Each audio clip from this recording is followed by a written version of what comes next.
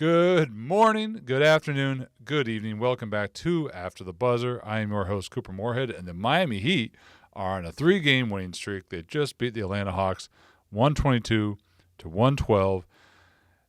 We will talk about a couple of things that they did in this game that they have never done before in franchise history. Tyler Herro had a great game. The defenses were there. The threes were there. We'll talk about the standings.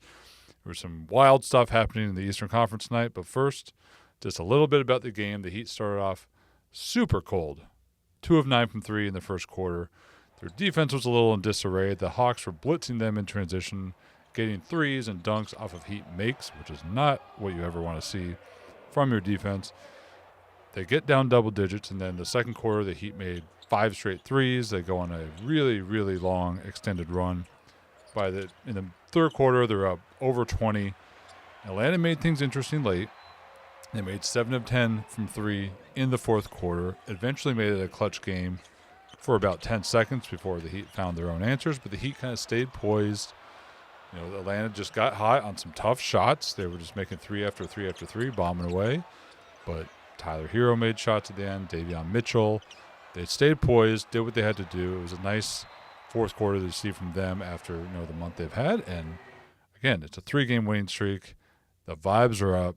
Everybody is feeling good again, which I think is just a nice thing to have after that month of March, which is almost over.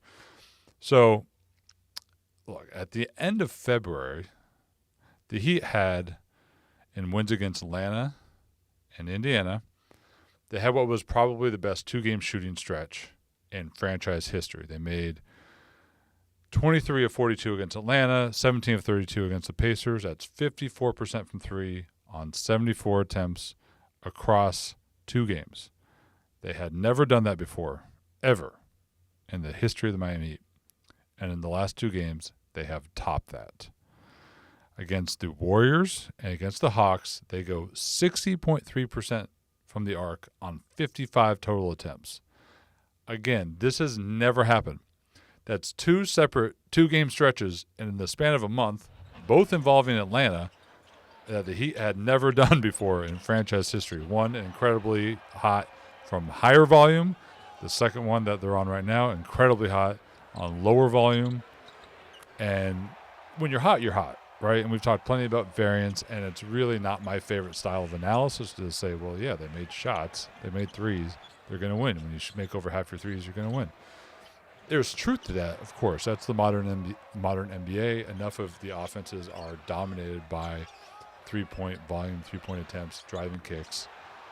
That is going to come down to whoever makes the most threes very often, but there's a lot more to it than just that. You can't just say make shots, win, profit. There's more to it. Both Atlanta games especially, the separate ones in those 2-game stretches, the Heat's 3-point shot quality was among their best in the season, in part because the Hawks have had trouble with, the defenders they have on the floor. They've had trouble staying in front of the Heat's ball handlers and attackers. So the Heat have had a lot of drive and kick opportunities, a lot of clean chances for, kick out, drive and kick, catch and shoot stuff. So, you make shots, that feels good, but what feels better as far as sustainable offense and sustainable process is the way you are generating all those things. And I thought Eric Spoelstra spoke to that very well after the game. Here's what he had to say about the Heat's offensive process over the past month. Well, yeah, like I said before the game, the process really, we started to see it, gaining traction, 3-4 weeks ago. Yes, we had to conquer some demons in the fourth quarter. But you take those first 3 quarters, that offense that's the vision of where we wanted this thing going. It's not going to be all perfect. We're trying to put this thing together in a short period of time. And with some of the injuries and Wiggs being out, and we're not making that as an excuse. It's just that's kind of the reality. Some of these things take time, but we're seeing tremendous progress with our offense. And it's not just based on the result of the wins the last 3 games. Our fourth quarter offense was better tonight, but the process was better. The last 2 games it was better. Even before that, the Houston game, I saw like a better process. There was pain from the loss, but the process was better. And you keep on doing it and doing it consistently, then eventually, hopefully, the karma, changes. And then there's Tyler Herro, who had 36 points on 17 shots tonight. Over the last 3 games, Tyler has 85 points on 46 shots. And guess what? He has never done that before either.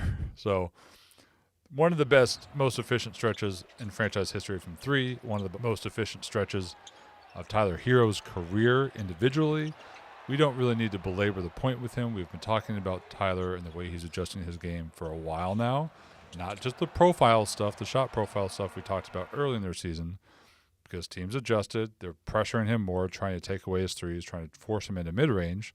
And what Tyler has done is he's adjusted.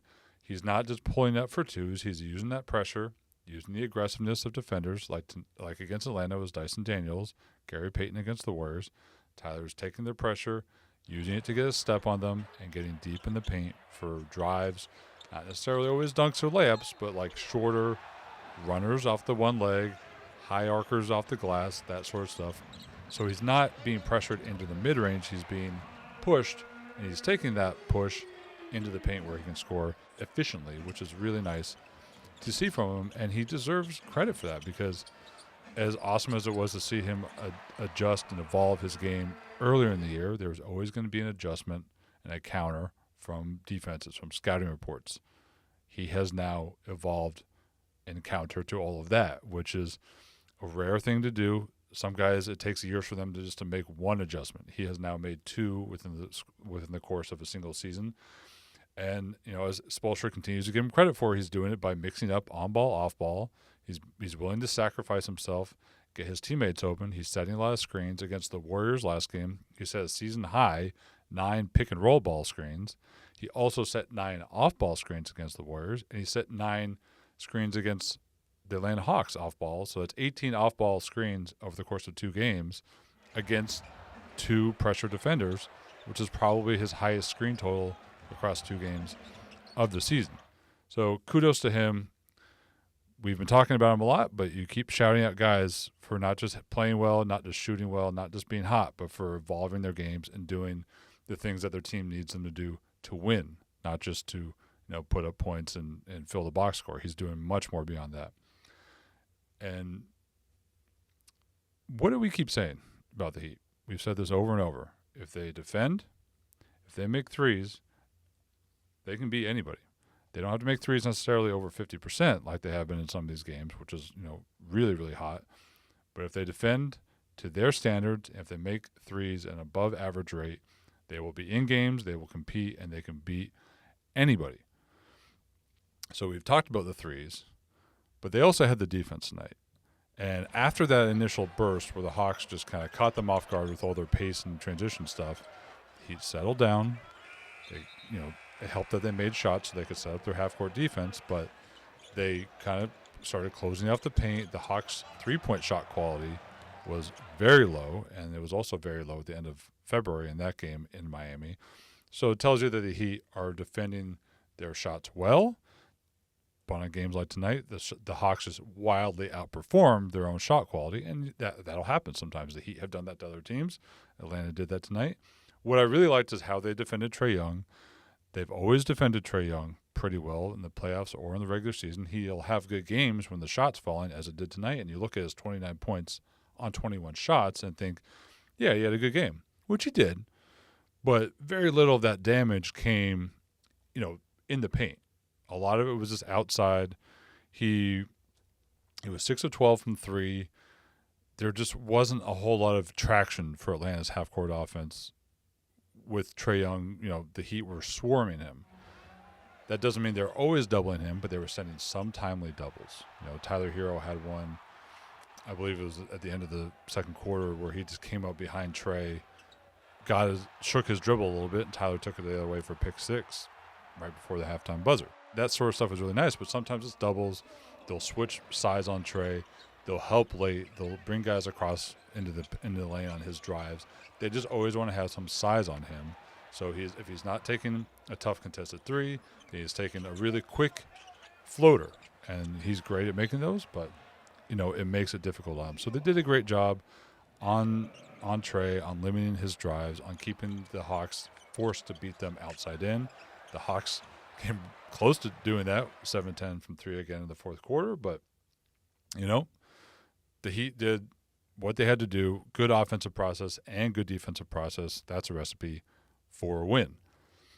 The standings were very interesting in the East tonight. The tiebreaker between the Hawks and the Heat is still unsettled. It could come down to division record. It could come down to conference record, or it could come down to whoever wins the division between Atlanta, Orlando, and Miami. Orlando lost to Dallas, which helps. It looked like the Bulls were going to lose to the Lakers. And what happened at the end of that game was wild. If you haven't seen the highlights, I recommend you go look at what happened there. But long story short, the Bulls made 3 threes in the span of 10 seconds. It was a 3, steal, 3, Lakers make it 2. Josh Giddey comes down with 3 seconds left, hits a half-court shot at the buzzer to give the Bulls a win. So where the Heat could have made up ground on Chicago in that number 9 spot, they weren't able to do that. Chicago remains 1 up in the loss column on Miami. Again, Chicago owns that tiebreaker, so it's effectively a 2-game lead. Those two teams have one more matchup coming later in the season, which is very close. So that game kind of looms large. They're still, 3 games behind the Hawks, 2.5 games behind the Magic, and then the Bulls situation. So the Heat help themselves, and the more they keep winning, the more they will help themselves, but they still need some help from everyone else. And then that Chicago game might decide quite a bit. It's a 3-game winning streak. I think everybody can feel good about that. The shooting is great. Maybe the shooting won't always be this hot, but again, the process is right. And what matters is that when you have these great 3-point shooting games, whether it's from Tyler or it's from the team as a whole, when you're this efficient and your shot making is this good, you got to make those games count. And that's what the Heat have done. So good on them. More games coming. There's no 2-day breaks. They're going on the road now, but games are still going to come every other day, and there's back-to-backs coming up soon. We'll see you all when that happens. For now, this has been After the Buzzer. I'm Couper Moorhead, your host. Thank you for joining me. It's been a pleasure, and we will see you very soon.